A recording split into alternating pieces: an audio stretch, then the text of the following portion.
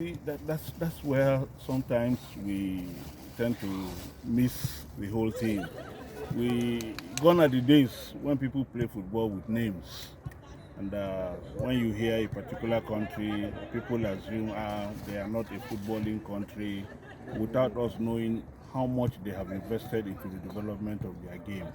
Over the past 3 years, Cape has done a lot. They have improved a lot, and they have invested so much in their game. The first major tournament they participated in was the Waffle Zone A competition in 2020. And check the results of their performance in that competition. They came fourth in that tournament, which was their first major tournament. And this year alone, they also did well in the Waffle Zone A competition, getting to the finals and only losing to Senegal by just a lone goal, which was even a penalty kick, which is also part of the game.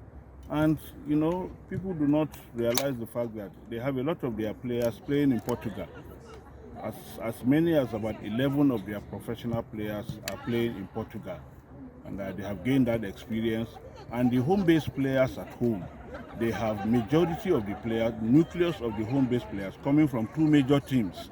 So they have the advantage of having that understanding of being together for quite a while, understanding themselves, and then you would not just assume that it will just be a stroll in the park. Certainly, we are not taking anything for granted. The players that prosecuted the World Cup, you will certainly be worried that you do not have the majority of them around, because they have been together for quite a while, and having lifted the team, with the standard with which they performed at the World Cup, you would have expected that we'll continue from there, try to build on what was done at the last World Cup.